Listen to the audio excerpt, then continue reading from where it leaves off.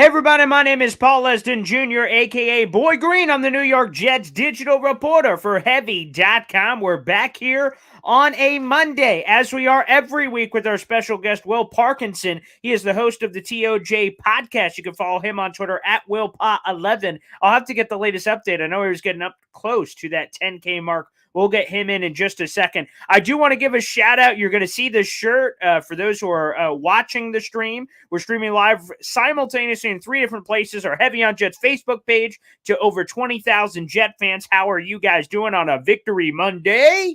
We're also on my YouTube channel, youtube.com/BoyGreen25, and on Twitter at BoyGreen25. I'm going to stand up so you guys can see this, okay? The nice merch. And I got to give, a big tip of the cap to Homage for this. Look at this.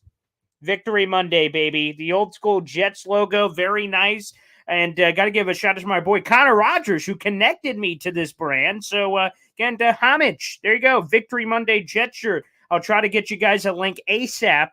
Through the Boy Green channel, so you guys can get a little extra special action for your Victory Monday. So that came in on Sunday, and perfect timing because the Jets get the dub. They're at 2-2. The feelings are good. And before I bring in our guest, who's going to join us in just a second here, I just want to say to each and every one of you that are watching wherever, again, Facebook, YouTube, Twitter, get involved on the show. This is an interactive program. We want your questions, comments, topics, whatever you'd like. Interact with the program wherever you're watching. Again, like the video, hit subscribe down below for more great Jets content. With that being said, I'm going to welcome him in. This is Will Parkinson. The man of the hour and every hour. We did last week. There was such a great response that we decided me and old Will are going to do it every Monday. So you guys can hit us up here again, Heavy on Jets, YouTube, Twitter, and it all. And of course, you can follow him on Twitter at that very handle, at WillPa11. What's up, Will? What's up, man? How we doing? Victory Monday, baby. Oh, yeah. It feels good, man. I got to say, to be honest, just 2-2 at this point. I feel like if you would have asked a lot of Jet fans prior to the start of the season, you see what you have, the AFC North. And if you could go 2-2 heading into that Dolphins game, I think a lot of people would have signed up for it. I said it back in May, and I reiterate that now, and that's exactly where the Jets are at this point. Yeah, look, at the end of the day, splitting with the AFC North, whether you were the Bills, the Dolphins, whoever it may be this year, I think the goal is split at least with the AFC North, even if you're a top echelon team. If you're the Jets, most people picked you to be probably 1-3. Some people 0-4. I know you did a video earlier today. Oh, yeah. Brady Quinn and all these guys. But look, even if you were optimistic as a Jets fan, 2-2 was probably where you were hoping for, right? So you got to feel good. You got to feel good they're on the road. The Jets, I think, they've won consecutive games on the road for the first time since 2015, I believe.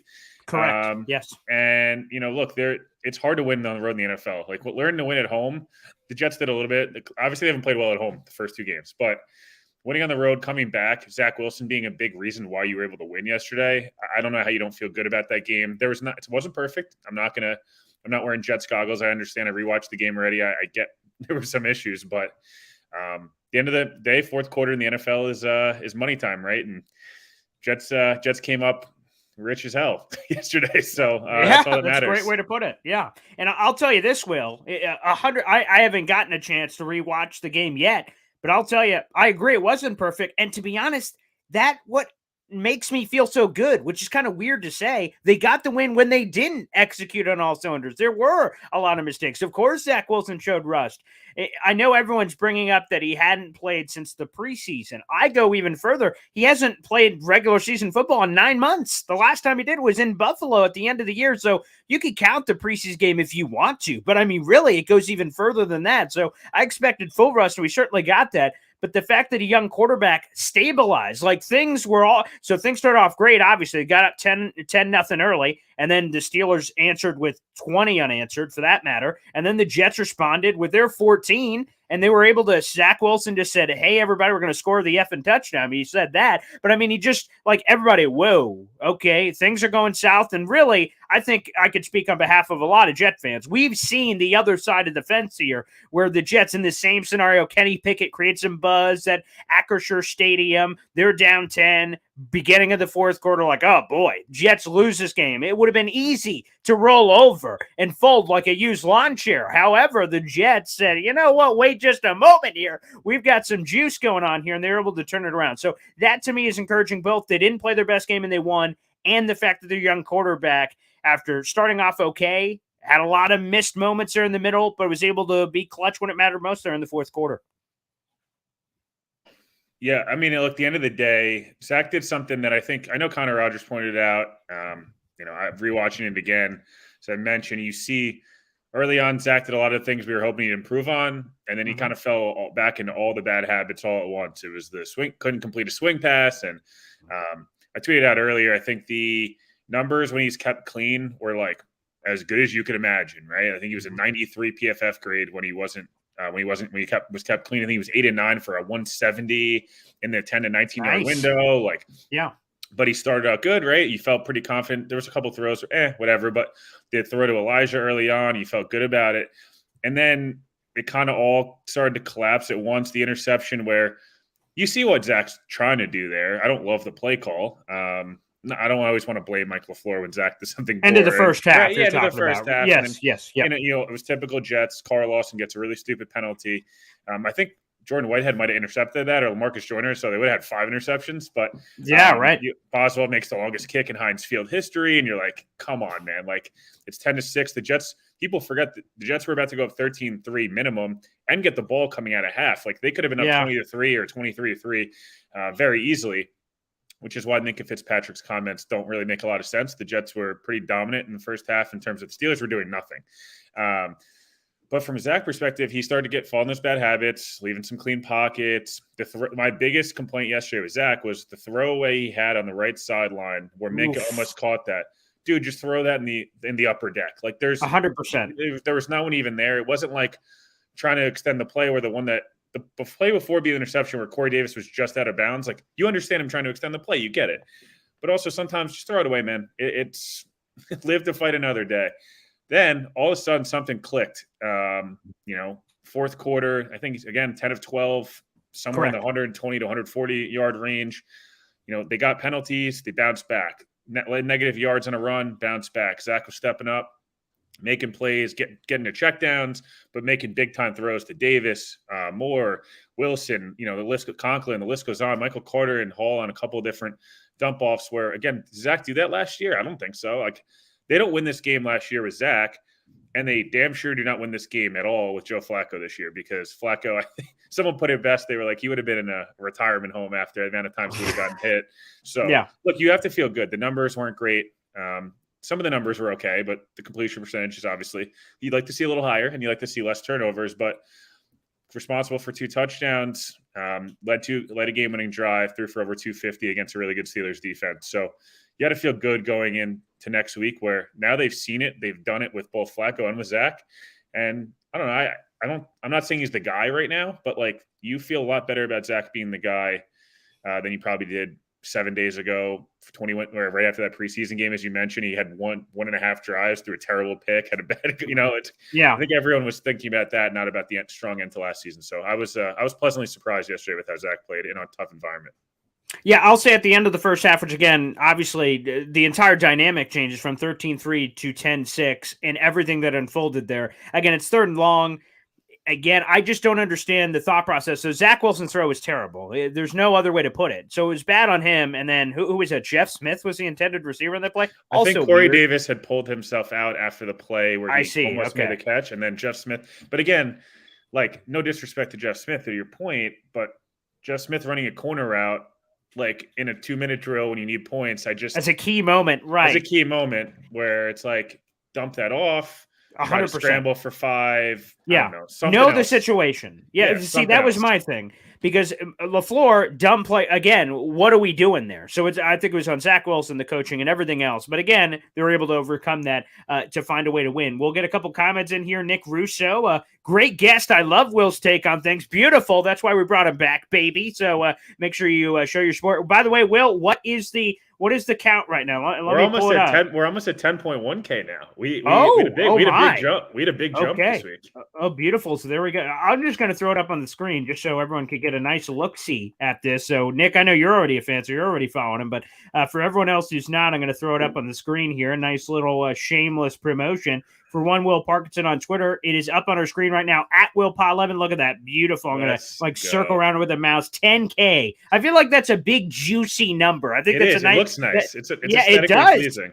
Yeah, I think, I don't think that it should be this way, whether it's just number or blue verified check or what have you. But there are certain things that I think to the common person, when they see that, there's instant credibility, or the blue check. And again, I'm not necessarily sure that should be the way that we should decide credibility one way or the other, how, in terms of those things. But you know what? People do, and they make a difference. So look at that. Award-winning Turn on the Jets podcast host, 10K followers. So again, guys, make sure you're following Will if you're not already. And of course, the Turn on the Jets podcast, another great listen if you guys do want to dive in on all that fun jazz. Again, guys, you can feel free to dive into the comments wherever you're watching, and we will bring you up on the show here.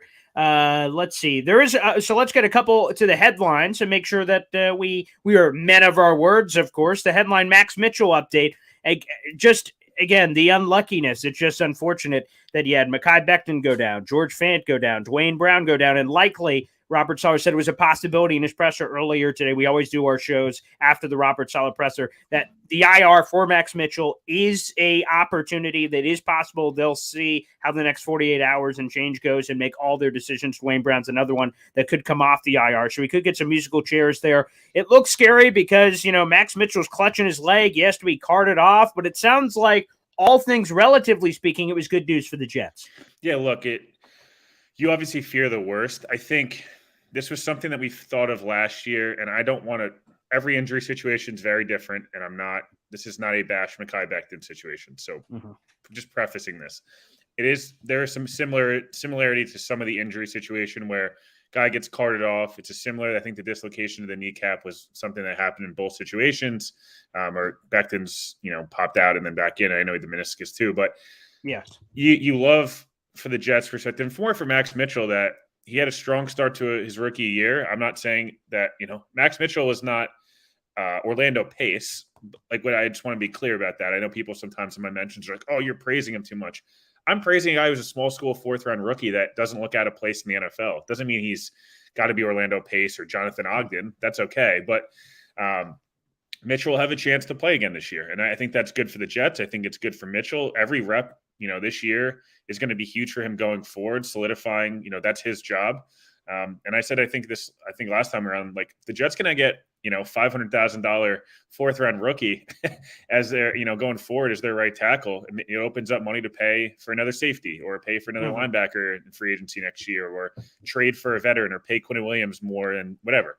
So you're happy for Mitchell that it's not more serious. Obviously, I assume he'll go on IR. I think it's probably going to be, as you mentioned, some musical chairs where if Brown comes off, Mitchell goes on. Maybe they want to see how Mitchell does the next couple of days with timelines and things. I think Brown will come off IR. I think this is Robert Saleh's, like, kind of getting better, I think, in my opinion, of trying to not put his foot in his mouth with injuries, where he tries to hold back a little bit for, quote unquote gamesmanship. Not that I think it really matters, but I also think he doesn't want to put pressure on Brown that every question he's going to get asked is Dwayne Brown the left tackle, who's the right tackle. I think they want to keep that stuff a little separate. Obviously, we saw on Sunday, I think I tweeted out, I'm like, I think Lashvere Tucker's warming up at left tackle. You get all the credit for that, by the way. And so, look, I don't know what their plan's going to be this week. AVT looked good at left tackle. Good at left tackle. He was obviously very good at there in college. I mean, he was an all-Pac-12 performer, but first rounder. I do think it would be super helpful for the Jets to get Dwayne Brown back, solidified at left tackle, and then you can kind of workshop right one spot and let AVT kind of just be this rock solid right guard. Like, again, he played well yesterday, but he was playing like an all pro at right guard. So I'd like to let him be at one spot for 6, 8, 10, 12 weeks in a row. As good as he is, and this is a credit to him, but also sometimes can be almost like a negative. I don't know what the right way to phrase it is. Like, sometimes a guy that's so gadgety where you can do all these different things, sometimes, like, they are really good at one thing, and, like, letting them kind of just do that type of thing would be nice. But again, look, it's positive news for the Jets. They didn't lose Mitchell for the season. Even Quincy Williams' injury at the time, they come out with the air cast right away in the cart last week, and you're thinking, oh man, this is brutal. And they were able to get Quincy's only week to week. So the Jets have caught a little bit of injury luck with those guys. Obviously, they've had tough injury luck all across the board, Yeah. But look, again, it's positive, as positive as I guess it can be, all things considered.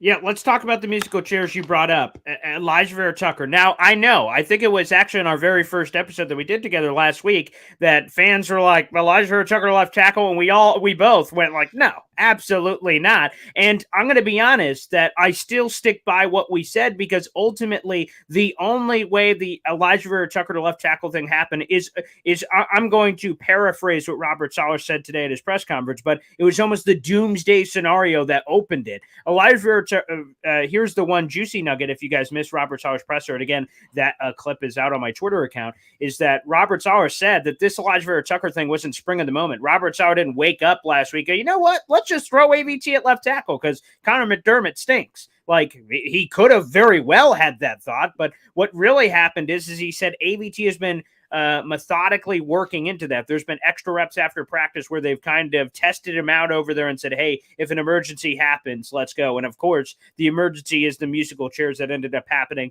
and he ends up going there because, again, of the slew of injuries. So it took a doomsday scenario for it to become possible. But man, if we can just, I hate like throwing people under the bus, although I guess I did that in a video earlier today about Brady Quinn and Stephen A. Smith. Another guy I guess we could also throw under the bus, and Jet fans have, Seth Walter. I mean, again, I think that AVT trade's still looking pretty good. It's still looking pretty juicy. And how invaluable is that a guy at a moment's notice can go over to left tackle, not give up a sack, not give up a quarterback hit. But I think it is to your point, Will, that again, I would just prefer him to stay at one position to be really good at it. And this is now his third position officially in the NFL that he's played at a different position. He's played all four in college. The only one he has is center. Zach Rosenblatt says maybe we could check that off the bingo card at some point. Hopefully not, but I get the point. Again, so just initial thoughts, I guess, on the AVT thing. Is it going to be permanent? Again, Dwayne Brown coming in would hopefully alleviate some of that if that's able to happen this week. We're unsure. Again, another 48 hours, Robert Saleh said,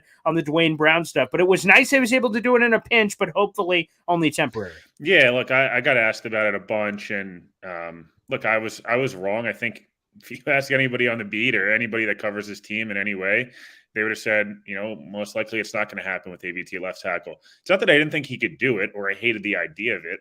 I just like the idea of putting your best players where you can. And look, the run game suffered a lot yesterday with AVT not at right guard. Nate Herbig did fine. I'm not like, this is not insulting him, but AVT is an elite level run blocker. He's not like average. He's elite. So a lot of the run game yesterday that was good was pretty much, there's three plays that were good and every other run play was pretty awful. There's the two pony, the runs where Bryce Hall got a lead blocker from Michael Carter, and he had one, kind of creased up the middle. Lincoln Thompson catches a lot of heat, and I understand his grading hasn't been awesome. He's also played again with a million different left tackles, but yeah, I'd like to see AVT back at right guard. I think the best thing for this team would be able to have, Dwayne Brown, a natural left tackle, and depending on, we'll see who it is at right tackle.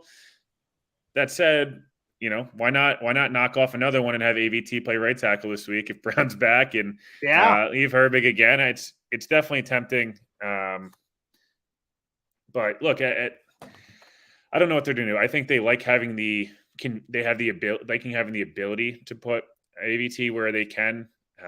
But I just think ideally you'd like to have AVT at right guard, Lincoln at left guard, McGovern at center, and the two tackle spots. Again, we'll see. This is a Miami front that you need good communication. So whoever's playing up front is going to have to communicate unbelievably hard, and they're going to need to know Tuesday who's playing or tomorrow or today, whatever it is, because this defense blitzes. I know it's over 50% of every snap they're blitzing. Everyone watched them on Thursday night. Yeah, they blitz every play. So again, it's easily. I mean, you can easily beat it if you pick it up and you communicate. Sure, right. And the Jets invested all this money on picks and whatever, and Garrett Wilson, Elijah Moore, obviously Davis, Barrios, all these guys should be getting open against man, especially Wilson and Moore. This is a game. Elijah had his best career game against the Dolphins. Garrett Wilson should eat up against man coverage. We saw it in Cleveland and other places. So if these guys can get open, whoever's playing offensive line, again, I think the Jets, Zach actually tweeted it out, it was like 22 pressures and only one sack. That's a credit to Zach Wilson more than anybody. But again, I just like to know who's playing first practice on Wednesday, because you got to get every rep possible against a blitzing scheme like this in Miami. So. And bringing up Miami, Vic James Sr. will throw this up there. Now we need to F up Miami, the Dolphins this Sunday, so we can go 3-2. In case you guys missed it, no coyness from Mike McDaniel. No, hey, gamesmanship. Let's see what happens. Tua already ruled out for this week. It will be the return of former New York Jets quarterback Teddy Bridgewater. He will be the starter for this game against the Jets at MetLife Stadium. So no Tua. Concussion protocol is what Mike McDaniel called it. He would not extend his absence any further than that, but simply said he will not be ready to go for this one. Wasn't that a little weird to you? I feel like, if there wasn't the optics, they would have literally probably just tried to play him. Like, they gotta. That was my gut. I'm going to be honest, Will. My gut said the only reason they did this, and it's, again, disgusting to me that because, again, this wouldn't have happened unless the two things happened prior. Remember, the initial concussion in the first half against Buffalo, he comes back in the second half. I was stunned that was the case after seeing the initial video. Then Thursday, on short day's rest, I'm like, no way they play him. They played him again. I'm like, whoa. Okay, that's surprising. Heading into this, I think 100% it's optics is the reason he's not playing against the Jets. Yeah, so, I think Antoine Staley said it the other day. He's like, he had heard that like they were going to clear Tua, and I think at some point, and like I was like, man, and it's not. This is not a we both love the Jets and we both cover the team and it's great, and obviously you want to see your teams win and everything, but man, like I actually genuinely care if Tua is okay. Yeah, and of course. I've had that. I didn't have the concussion he had on Thursday. I had the one that he had on Sunday where, like, if you're firing people and these things, and this is a whole nother topic we can do another show about, but if people are getting fired over stuff, something went wrong. And I think we all knew that, but get to a healthy. Like, the Dolphins are still favored in this game. They're going to make the playoffs. Like, I would be pretty surprised. Teddy's a very capable backup. He's not he's not Josh Allen, but he's won games in the NFL. And so I just thought it was weird that, it felt like they were going to clear Tua, and then it kind of was like, ooh, optics, maybe we shouldn't do this, which is not the way you should be making decisions, especially these days when everything we're not stupid. We know what's going on. Right. And by the way, I'm a little surprised. This is my first time looking at the opening line since you brought it up. Dolphins favored by 3. I thought it was going to be a little bit more. I'm going to, Joe Caparosa, he's normally the go-to guy. When I'm listening to Badlands, I'm waiting for him to kind of speculate on what the line will be. They didn't do this after the Jets postgame, and for good reason. They were celebrating the victory Monday. But I thought it'd be more 4.5, 5 points, but it must be the quarterback difference coming out immediately affecting the line. It is the definition of a, one of those lines where you go, this is sketchy. A lot of people are like, why isn't it higher? So it feels like it's going to get bet up higher. And I don't know if that means that they think the Jets are much more competitive in this game. We'll see, but I was surprised it was only 3 as well, just because Miami, I guess the loss, and they're counting maybe 2 accounts for X amount of points, which credit to him, because I don't think he would have accounted for many points going into this year.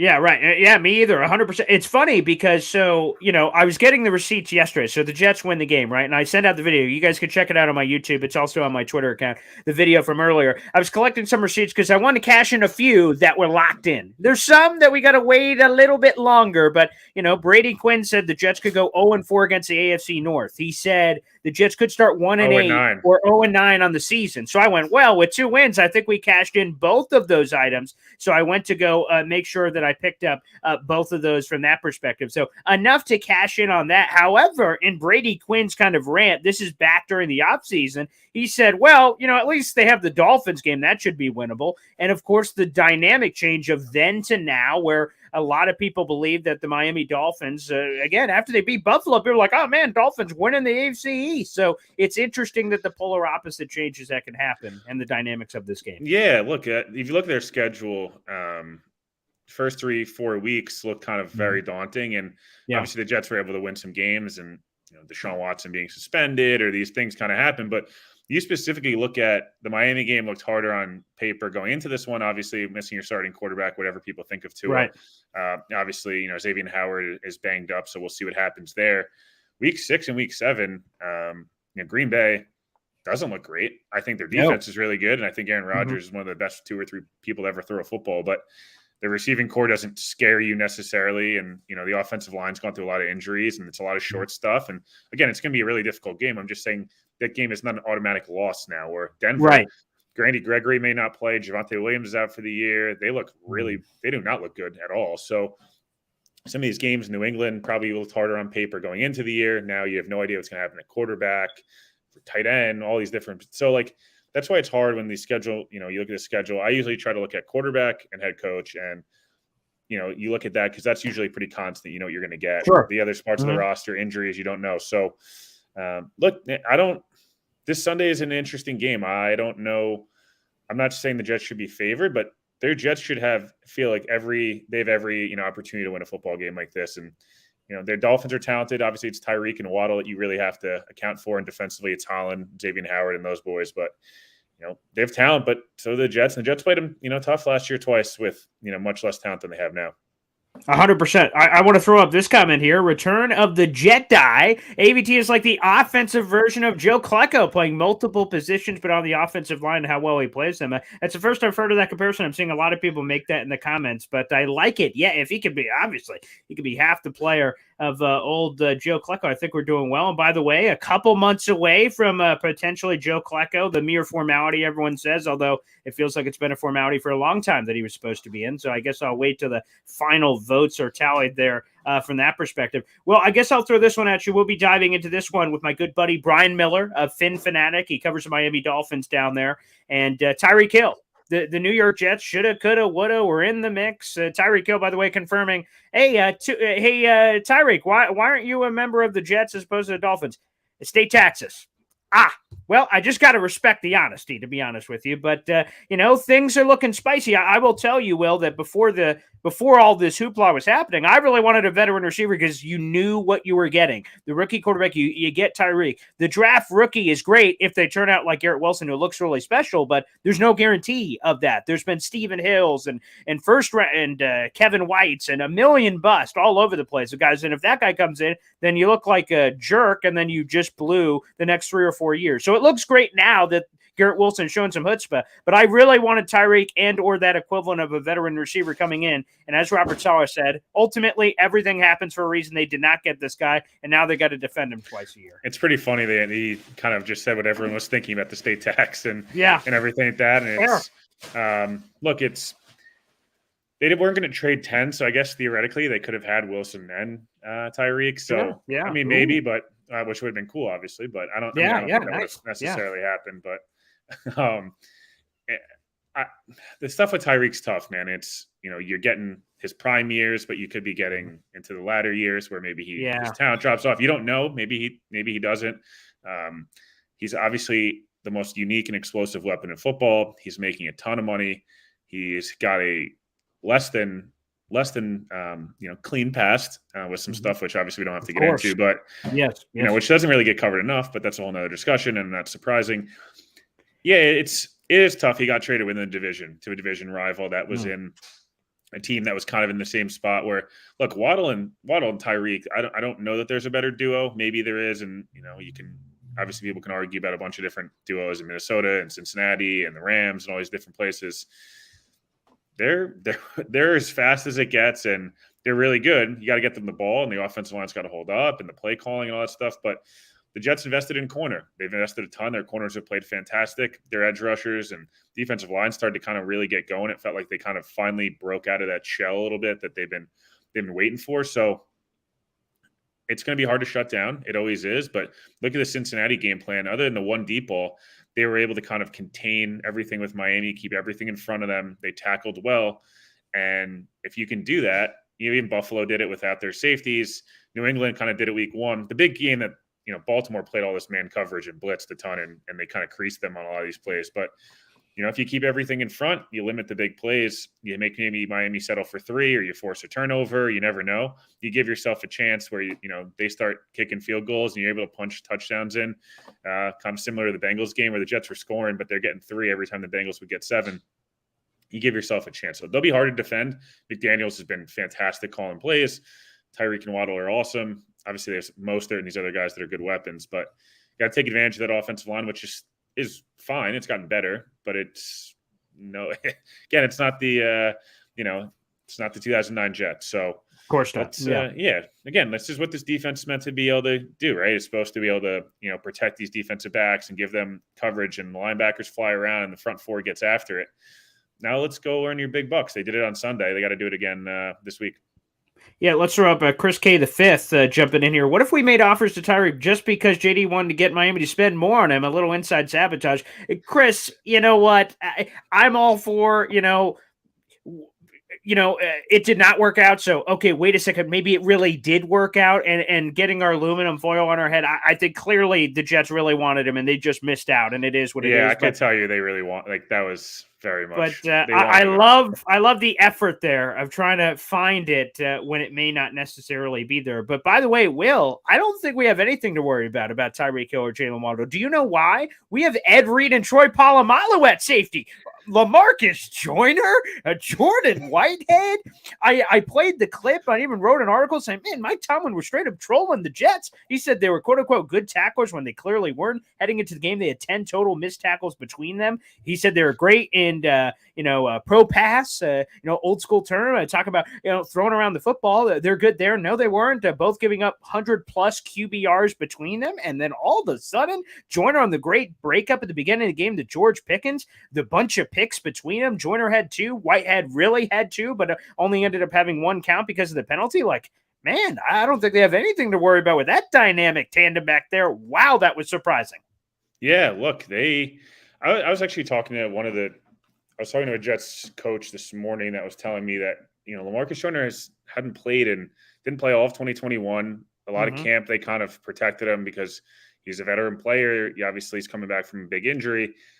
And he's also playing, as good as Sauce has been, and this is not meant as an insult, Sauce, there was some miscommunications, and there's times where Joyner kind of was the scapegoat. I'm not saying he's been perfect by any means. He was not good tackling and all these things, but his feet are kind of underneath him now. He's a couple weeks in, back in, in the system, playing safety again. Remember, he was a nickel. He was a free safety. He was an all-pro with the Rams, and then when the Raiders signed him, they moved him to slot corner. So not only is he changed positions, but he did miss a full year. The COVID year before that, everything's been weird. So this is I feels like his feet are kind of underneath him, and Whitehead was banged up pretty. I don't know that he really should have been probably playing week 2. I think he was one of those, he tried to tough it out, and he did, and obviously did not play well. But he looked healthy yesterday. He looked like week 1 Jordan Whitehead that was healthy and raring to go. And Joyner looked like the player that I think the Jets were hoping for. And if they can they don't have to get that kind of play all week. I mean, every week. That'd be nice. That'd be nice, but it's not realistic. But if you could get 50% of that, where they're just competent tacklers, they don't get beat by the big play often. They're able to create a couple turnovers for here and there, that I think that's what you're hoping for in this defense. And, then all of a sudden Sauce and DJ Reed and Michael Carter to an extent can make plays. But again, the same thing with the linebackers. I don't think if you're a Jets fan, you're asking these guys to be superheroes. Marcel Harris played really well, graded out well, and just fill your lanes, be disciplined. Don't miss tackles, often. And when you can create this, the turnover you can, that's awesome.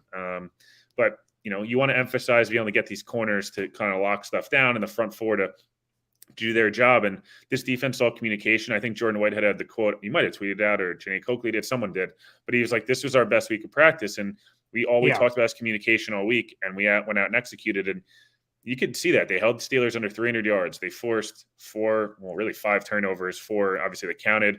They forced 6, 5 counted, or would have counted. They forced a fumble. Special teams fumble too, and they should have had that. Yeah. And which Marcel Harris was the one bad play, I guess. And then I think they had 3 sacks, I'm not mistaken. They had a bunch of quarterback pressures, 4 tackles for loss. I don't know what else you could really ask from them. The Jets did a good job this week. The defense was on the field the same amount of time as the offense, or right around 30 minutes, which again is huge. I like what I saw from the safeties yesterday. I thought, again, they communicated, they were disciplined. And they LaMarcus Joyner, the play he made on Chase Claypool specifically, and Kenny Pickett's, I think it was his first pass.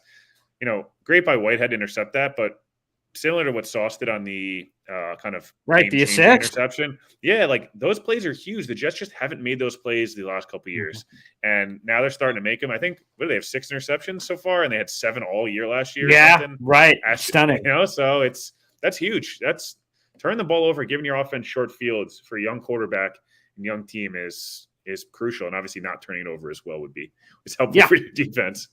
Yeah, that could only help. And by the way, no matter where you guys are watching, of course, feel free to follow Will Parkinson on Twitter at WillPa11, the 10K Club. Again, I go to bed at night hoping only I can get quite that level of royalty and achievement of one Will Parkinson. So at Boy Green 25, if you want to join that fan club. Again, host of the Turn on the Jets podcast, you guys can check that out as well. And make sure you're supporting wherever you're watching. Like the video, hit subscribe down below for more amazing content here on the program. And Will, of course, something else that we're going to have to work into. And again, guys, feel free to interact in all the comments as well.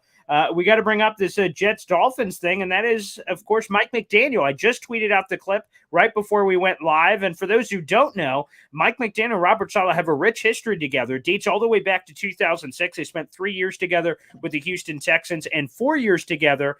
They had a lot of time in between where they were doing other things, but 4 years reunited on the San Francisco 49ers staff. So they've known each other for a long time, and it's a hilarious story by Mike McDaniel on how they first met, which is pretty funny. But Mike McDaniel ended it on all kinds of respect, saying that this guy has earned everything that he's ever gotten. He's one of the best defensive minds I've ever been around, paraphrasing some of his comments from earlier. And, man, this could be, and Will, we haven't seen this in a long time, but a rivalry between the Jets and Dolphins. These two guys are close. There's an intensity there. The Jets-Dolphins, what it used to be is what it is for a lot of fans today with Jets-Patriots. That was the number one rival. Those are the two that went at it. And I talk about it every year with Brian Miller. And again, we'll have that interview later this week about what that rivalry used to mean. And obviously it hasn't been a rivalry. The Dolphins, let's be blunt, have been kicking the Jets' ass over the last bunch. I don't have the stats in front of me as much as I do the Patriots. Like, the Patriots have won 20 of the last 22. I wish I didn't know that number off the top of my head. Like, it's just been destruction. And there have been games close here or there the Jets could have, should have, would have had that they blew. But, like, that's the overall blunt number. And for the Dolphins, it's equally not great. So, again, it hasn't been a rivalry for all those reasons, because a rivalry, you have to have wins on both sides. But it has the potential to be with this McDaniel-Saleh dynamic between the two.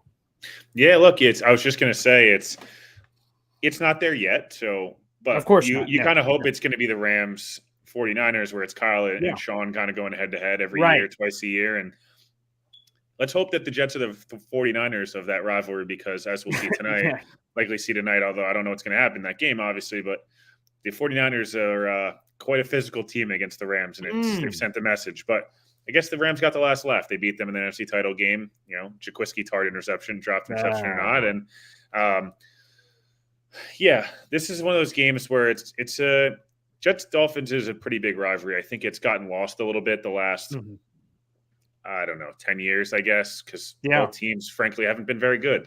And these games haven't really mattered. But, you know, you think back to the Dolphins ended the Jets' playoff hopes in 2008. In 2011, I believe. I think the Jets, that's right. The Geno Smith perfect QB rating game was 13 or 14. They ended the Dolphins' playoff hopes. You think back, obviously, the Monday Night Miracle, the fake spike. This is a big game to a lot of people, especially the older generation, where they grew up on Jets-Dolphins hating each other. And I'm excited to see what happens here, because two very exciting young coaches, and they're very different in a lot of their mannerisms and things, but come from the same tree. And you got Mike LaFleur and Mike McDaniel were paired together forever under Kyle, and now they're in their own spots. And you got two young quarterbacks. Obviously, you won't see it this weekend, but ideally it'll be Zach versus Tua for a long time. You got these young receivers. It should be a good matchup. I think Jets-Bills, we'll see what happens in the future. The Jets aren't there yet. Jets-Patriots should be a much better game this year. Again, we always say that, but we'll see. I think, Dolphins-Jets is for these two franchises kind of. The Jets want to catch Miami so that then they can then catch Buffalo. And, Sunday's a start. They have not won a division game, as you mentioned, in a very long time. Frankly, they've gotten blown out pretty much in every division game for a long time. Last year they played Miami well, but everyone else, they've really struggled. So, yeah, they got to play. You got to come out firing. Saleh, you tweeted out. I think I've tweeted it before. The clip of Saleh, one Jets drive. First thing we see is, enough. Like 15, I think, was it 15 points a game? Is like the average division loss or whatever. That's correct. Yeah. And so go make a statement. They have not played well at home. They have not played well early at home. The building will have some Dolphins fans. I know people are going to all flip out over that. It's New York. So It's usually there's a lot of destination fans. So go win a football game, get to 3-2. You never know what could happen there. Then all of a sudden the trajectory of the season does start to change. Now you start to go, can we get to 4-5 or 5-4 at the bye? You could still do that if you don't win Sunday, but you'd feel really good about yourself at 3-2, having won a division game, 2 games with your franchise quarterback, quote unquote. Yeah. 2 out or not, you'd feel awesome about how, your chances of kind of making a little bit of a run here at playing some very competitive games in November and December. Yeah, I actually have that saved in the drafts for tomorrow. Tuesday, normally an off day, so I got a couple of tweets saved, and especially because Victory Monday, I'm sure a lot of Jet fans really wanted to bask and enjoy in this one before they turn the page. So got those 2 tweets saved in the draft, so you guys will see that tomorrow at Boy Green 25 and the One Jets Drive clip from Robert-Saleh, that emphatic message. I will throw this one out there before I add a little juice to this Jets-Dolphins thing. I've seen a few people, because again, I understand it's a live show. People go and do things in between. Again, the update on Max Mitchell is that it was a knee dislocation. He's going to be out for a bunch of weeks. So both me and Will seem to agree on this point that while Robert-Saleh didn't officially say he's going on IR, my full expectation he's going to be on IR, which will knock him out for the next 4 games, including obviously this Dolphins game. But the good news is it's not out for the season. I think that's what a lot of people feared when they saw him getting carted off the field. So again, the deal is knee dislocation, out several weeks. I would expect IR, and then we'll see what offensive lineman shuffling is happening from that perspective. And Will, as we head into this Week 5 Dolphins game, eminently winnable. The Dolphins are more talented. I think that's fair to say in a lot of different facets of their roster. And again, they're 3-1. The Jets are 2-2, but they're without their starting quarterback. And I'll also tweet out that clip later. Mike McDaniel, when asked, hey, what's going to be the difference in the offense between Tua and Teddy Bridgewater coming in, he said, hey, make sure you let Robert-Saleh know it's going to be completely different but the same. So try to see if you can mess with his head. That was a funny clip from earlier. But, again, there's a reason that Tua was the starter and Teddy was the backup. Teddy, of course, played against the Jets last year when he was a member of the Denver Broncos. The Broncos won in shutout fashion, but Teddy Bridgewater didn't light the world on fire, and I don't know if Teddy Bridgewater's ever lit the world on fire. So it's a lesser guy. No matter what way you slice, you got a backup quarterback at home. These first 3 divisional games are all at home. They're the lovely confines of MetLife. They've lost 12 straight, which means they've been swept by every opponent for 2 straight years. That is a brutal and embarrassing stat, and as you mentioned, normally by double-digit points is the average for that. So this is a big statement game opportunity. Well, you said that they can get to all those other things if they just win other games. That's true. But this divisional game seems like, and it will for the Patriots later down the line just because of their own respected history, but it feels like if the Jets come out and win this game at home, I think that gets people to go, whoa. Because the Browns, people say it was a fluke. The Steelers, they said, the Steelers stink this year. If you beat the Dolphins at home, I think that's a statement to a lot of people, not just in Jets-Dolphins land, but nationally that go, wait a second, something could be cooking here. Yeah, look, every game can be about every game you win will be a little bit more respect earned. People will start to pay attention. People will start to give you credit. There's always reasons people could find right now to, they go win a game where you're like the better team at halftime and you're the better. They were winning at halftime, I guess, this week. So that's not really where you don't have to come back maybe from the end of the game, or, you're dominant early on, or you come out and score right away. And just like little things I think would be good. Don't lay an egg at home. As somebody mentioned, I fully agree. Yes. This would be a pretty big win. It's division win, as you mentioned, a team that everyone has going to the playoffs. I think they're technically the number 1 seed or number whatever seed. Maybe can't say this, but they're a top team in DVOA in a lot of categories, and everyone's going to be picking the Dolphins. I would be shocked if you see people pick the Jets. Really, I mean, maybe one person, but go win, man. Like, now people are going to go, oh wow, okay, Zach beat the Steelers. Now he beat Miami, 2 really good defenses. Now they're 3-2. They're doing well. They're kind of in the playoff picture, frankly. And now people are starting to go, okay, now we got to pay attention to the Jets a little bit. Do they have a little bit more magic when they go to Green Bay, coming out of Green Bay elected not to take their bye again. Remember, like, there's little things here that they elected not to take their bye off the Giants game. They're playing a 12:00 start in Green Bay, I'm pretty sure, which is absurd coming off of a London game on a short week. Yeah, they chose that. They had the chance to take the bye. They said no. Correct. So okay, like, now it's just like keep building. It started with winning in Pittsburgh. Get yourself to 500. Split the first 4. Can the Jets split the next 4? Can you get to 4-4? Like, that's got to be the goal of a realistic goal. Obviously, you want to win every week, but can the goal be like go 500? The next 4 games. You got the first quarter done. Now go to the second quarter, go 2-2, and winning a home game would be huge. Obviously you want to. They have division games, sandwiched between 2 pretty difficult games. Those 2 games you'd love to win. Can you split with Miami this year? That'd be progress. Can you split or sweep New England? That'd be huge progress. Like, again, go 3-3 in the division. So I think you feel good if you're a Jets fan going into Sunday. I don't think you feel great. I think you feel confident that it could be a good football game, which is, again, all you're asking for, against a Miami team that's, again, favored in MetLife. And for those who don't know what Will Parkinson was talking about, Green Bay will be playing in London against the New York Giants on Sunday at 9:30. Every team that is selected to play in a London game, the NFL schedule makers go to that team and say, hey, do you want your bye week after the London game? That is a very reasonable thing, and a lot of teams take it. The Packers chose no, and then they get their bye week randomly somewhere else throughout the season. So an interesting choice, and as you mentioned, again, it'll be that Jets-Packers 1 o'clock kick. So let's roll out the ball and see what happens from that perspective. But that is the key that he was talking about from there. But again, a potential winnable game here for Jets Dolphins as you head home. Again, I think you feel good. Great. Ultimately, we'll see what happens here, but I think there is a belief in that building, as there should be. This is what I wanted to get to earlier. You said that, LaMarcus Joyner's play may not be sustainable, that unbelievable level of play. I have that same question for Sauce Gardner, who I've been told is a rookie. I've been told was a number 4 overall pick in the draft. And I've been told that rookies, and especially transitioning corner, sometimes there could be rough patches there. He looks like a stud out there. Is that real? And is he only going to continue to get better with time? And how much has he surprised you, or not at all, with how well he seemingly has transitioned to the NFL? It's a good question. I don't know if he surprised me. I would say the consistency surprised me, just because, again, I tweeted before, he's on the Patrick Surtain trajectory of a rookie year, which is Mike Giardi said it on my show in August and was like, don't be surprised if Sauce is this year's Surtain, where we're talking about him as a top 5 corner in football, going into next year. And I was like, wow, okay.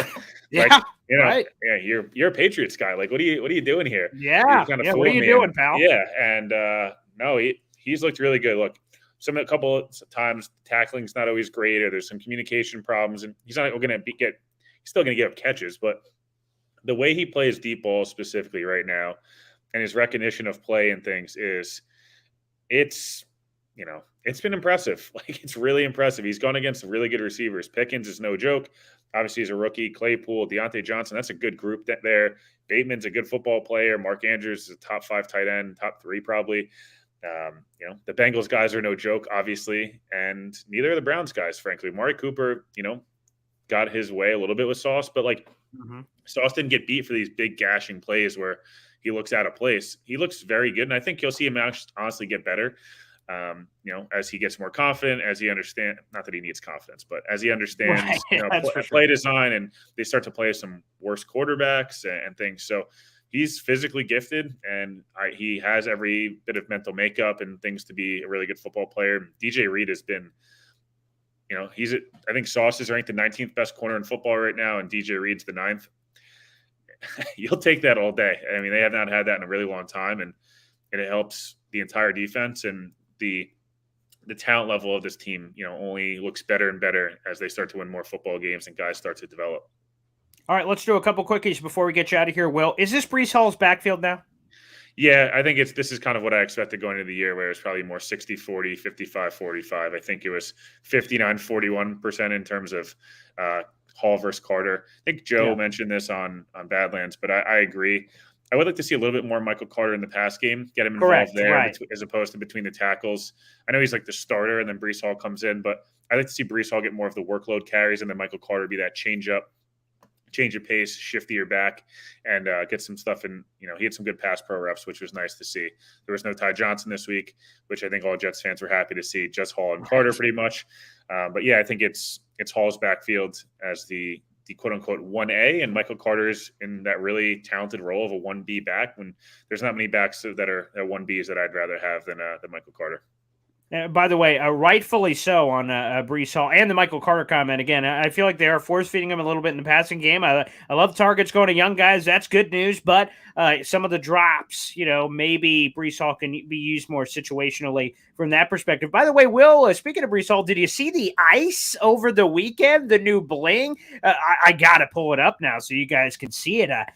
In case you missed it, Breece Hall gave himself a wonderful draft present, and I'm going to throw it up here on the screen. I got to scroll and find it. Just hit me when we're talking Breece Hall. I'm like, how in the hell could I possibly not have this one up? So first off, did you see the ice there, Will? I did see it. I think you tweeted out. It looked expensive. Yes, quite. So they didn't talk about. I'm about to have it up here in a second. They did not talk about the price in it. It is going to be up here on the screen. They did not bring that up in the original TMZ article that they talked about it. But old boy Green doesn't take no for an answer. He spoke to a few jewelers, and here it is on the screen, baby. Oh my good golly! Look at that! Look at that ice. The old BH. So you see this, and I'll read through the particulars that came in from the jeweler. You see the BHer, that's his initials. The claw mark across is an ode to his nickname, Bryce the Beast. And look at all that. You get the ruby, you get the diamond action, which is very nice. And here, let me get out my reading glasses here so I make sure that I give this properly on our article from heavy.com. So he had a Cuban link chain, 35 carats of diamond, 25 carats of baguette round cut diamonds, and ruby claws and marks. Long story short, after speaking to a few jewelers and diving in on this, basically the low end price of this necklace is $82,500. The high end price is $652,500. That is the combination. Yeah. And the reason why it varies so much is diamond prices vary. The other ones are less variable, but those are it. And then you're not even throwing the price of the Cuban chain. And if that wasn't even enough, the custom piece, it is a custom piece for Breece Hall. That's the other part that we can't factor into price. That is up to, obviously, each jeweler for custom pieces. But like I said, it ranges essentially somewhere between $100,000 and $700,000. And by the way, Breece Hall, $9 million with $6 million of that guaranteed from old there on Bryce. Apparently, he's got the money for it. But wow, what an investment! There you go, Bryce with the ice. Very good for nice him, man. There. Like he came out and produced, get himself 100%. Some more money down the road. By the way, I've seen some people complain about, what a stupid investment. By the way, I don't tell another man how to spend his money. He can spend it however the hell he wants to spend it. That's his nightmare. Now, would I do that? Probably not. But you know what? I respect it. So I respect the level of ice there from Breece Hall. Again, absolute money. And what did you make of a lot of people overreacting to the Garrett Wilson situation, Will? Is that some people have said, oh, Zach Wilson and Garrett Wilson, he just loves Elijah Moore. Garrett Wilson's going to kind of be phased out here. I feel like there's a lot of overreaction there as, again, there's a lot of mouths to feed, and you consider the situation, everything else. I think Garrett Wilson is too talented not to get the rock. No, that's a total overreaction. Garrett Wilson had 2 drops, technically, and I think Right, yeah. I believe Garrett Wilson was second on the team in targets yesterday. So it might not have felt like that, but the ball was spread around a lot more. The Jets didn't have to throw the ball. I mean, they only threw it 36 times. They didn't throw it 59, 60 times. Corey had 7, Wilson 6, Breece Hall 6, Elijah 4, Conklin 5, Carter 3, Berrios, Jeff Smith, and Wilson all had 1. So they spread the ball around. It's just Garrett had a huge catch, had a huge third down catch. He had one early on the first drive, and, he has a couple drops, a couple, miscommunications. It happens. It's their first week playing together in real action. Garrett took a lot of 2s reps during camp, so they didn't really play. It's not like they were playing together the whole time anyway. So right. It'll happen. Not every week someone else is going to eat. And this week they got in a situation where Corey just, was more the featured guy with the 5 catches for 75. But I don't think it'll affect, Garrett down the line. He's going to have a really good rookie year and be a really good football player for them.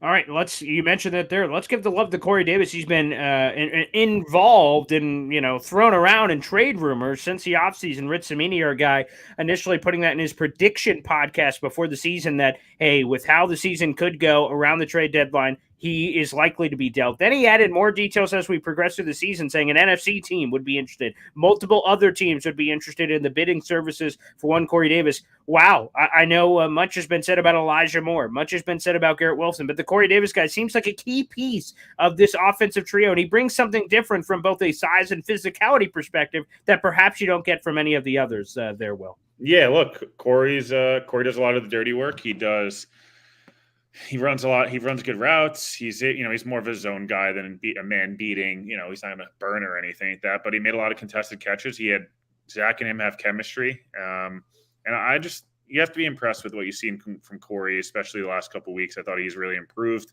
Week one wasn't great for anybody, let alone Corey, but he's made some tough catches. He's a big third down guy for them. They go to him on third, fourth down.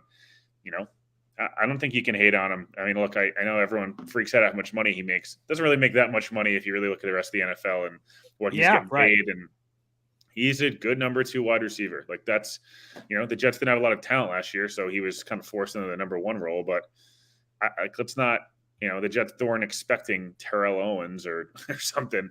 When they signed him, they were expecting a good, solid number 2 receiver long term. That's what Garrett Wilson and Elijah Moore will be 1 and 2. And Garrett Wilson, Corey Davis is like your quote unquote third most, talk to that receiver. Not bad.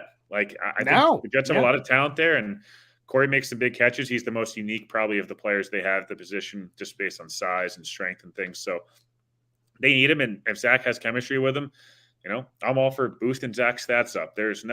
I have no problem doing that. So I liked what I saw from Corey yesterday, and I think you'll continue to see him, he's a guy that I feel like every game is going to end up with 5 for 60 and potentially a touchdown. It just feels like that's what he's every week's going to be. And by the way, he's making like what, $12 million? The last time I checked, the highest paid wide receiver in football, Tyreek Hill, $30 million. He's making a third of what Tyreek Hill's making. Like, come on, people. The overreaction. Well, he's getting paid to be number 1. The hell he is. Check the cap, people. And we'll end it on this. And Daniel Faust bringing in a YouTube super chat. 2 miracle games, miracle playoff, Super Bowl. Let's get your prediction. Will, feel free to feed off that Daniel Faust energy, those vibes in the room. Jets, Dolphins, week 5. We already know Tua is out for this game. Max Mitchell, of course, is out for the Jets side, just throwing random injury nuggets in there again. We'll see how long ultimately he's out. But we know Tua is out, so it's Teddy Bridgewater. # revenge game. Everybody get that ready for you. Jets, Dolphins. Dolphins have dominated the series as of late, but the Jets are at home, and the Dolphins are down to their backup quarterback. And again, the latest line, people that opened up, Dolphins are a 3-point favorite at MetLife. Again, the Jets are at home for this game. Will, it's early here on a Monday, obviously, but of course, as always, we got to get the predictions in. I don't just hold that for Zach Rosenblatt, who joins our radio show, who will join us every Tuesday, and Will tomorrow. But what's your early prediction here, Jets, Dolphins? What do you say, Will? Yeah, Corey Davis is the 26th highest paid receiver this year, by the way. So I'm not saying that it's not a lot of money, but let's just thank you. Whatever. But I'll go Dolphins. Dolphins win 27-24 is my gut right now. Okay. I'd like to see what happens with the offensive line. I think that'll kind of change a little bit in Xavier and Howard. But if we're assuming that Brown doesn't play and the Jets ran out the same O-line, and we're assuming that Xavier and Howard does play, I say Dolphins win 27-24. It's a good football game. If Howard misses the game and the Jets get some more offensive line reinforcements, I would be tended to pick the opposite direction, I think. So, although, again, team has to prove it, right? They haven't won a division game, and they got to stop laying eggs at home. But eventually, every streak's got to be broken, and let's hope 0-12 gets broken here pretty quickly. 100%. And as you said, the Jets, historically speaking, have not handled success well. We just saw it in the Browns game. Like, wow, they're building something here, and then they lay an egg. So when they've had success, they've celebrated it, and I'm paraphrasing here, like the Super Bowl, and then the next week they're like, oh, man, we lost. What the hell happened? So we need to see it in terms of stacking wins. We have not seen that since 2020, and in general, winning the divisional drought, and hopefully that ends. We'll give you the platform, of course, to give any shout-outs for the Turn on the Jets pod or anything and everything else for the 200-plus people actively we have here in the room right now. Yeah, no, Turn on the Jets podcast, obviously social handles down below. This week had an episode with Jake Asman out that just posted probably an hour or so ago, reacting to kind of yesterday, and then got pretty big week on the show. We have a bunch of Dolphins previews. DJ Bianame, my former co-host, co-host of our pod, we're going to be doing one. That one will be kind of more of a fun one of just kind of arguing about Zach and Tua and hot dogs and all a bunch of random stuff. Then Joe Shad will be on. John Jastrzemski will be on from The Ringer. He's a big Dolphins guy, so a lot will be on, and then there may be a surprise Sunday episode. We'll see. So stay tuned for that one. Okay. On the way to the stadium, get a pod in, listen to my voice. Love those. Yeah, 8 a.m. Nothing. I'll probably put you to sleep, but we'll do our best. There you go. And by the way, the return of DJ Bianame, who, of course, tip of the cap, ESPN covering the Houston Texans. So sorry about that. The only team that hasn't gotten a true win. They have a tie, I guess. So I blame that completely on DJ. But we're looking forward, of course, to that podcast on the TOJ feeds. Appreciate it. Well, Will, as always, thank you so much. This is the second straight episode we've done this. So, guys, mark it in your calendars every Monday after the Salaa presser. We'll come on here live on the Heavy on Jets Facebook page, YouTube, and Twitter. Will, thanks, pal. Yeah, thanks for having me. Again, there he is, Will Parkinson. Follow him on Twitter at WillPa11. Thanks, everybody. We will see you next time.